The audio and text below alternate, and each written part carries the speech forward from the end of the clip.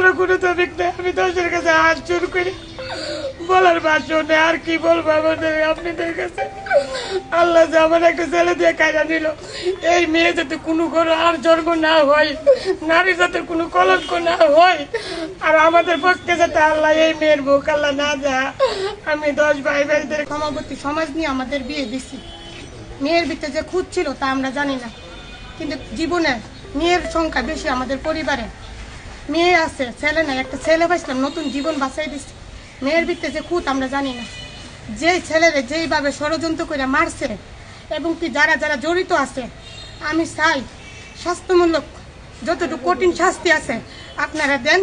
ছেলের বদলি ছেলের মা যেই বিচারে সন্তুষ্ট আছে আপনারা অতটুকভাবে আইনে আদালতে যতটুকু পারেন তার উপযুক্ত শাস্তি আপনারা দিবেন। আমি আপনাদের কাছে অনুরোধ করে কই, আমাদের আর কিছু বলার নাই। এবার আমাদের মান সম্মান বলারও কোনো তফিক নেই। আমি দশের কাছে হাত জোর করি, বলার ভাষ্য নেই। আর কি বলবো আমাদের আপনাদের কাছে? আল্লাহ যে আমার একটা ছেলে দিয়ে কায়দা নিল, এই মেয়ে যাতে কোনো ঘরে আর জন্ম না হয়, নারী যাতে কোনো কলঙ্ক না হয়, আর আমাদের পক্ষে যাতে আল্লাহ এই মেয়ের মুখ আল্লাহ না দেয়। আমি 10 ভাই ভাইদেরকে অনুরোধ করে আপনাদের কাছে ভিক্ষা চাই। আপনারা আমাদের লজ্জা দেওয়া লাগে, আপনারা নিজেরা তো আপনারা বাইরালেন, আর কিছু বলার নাই।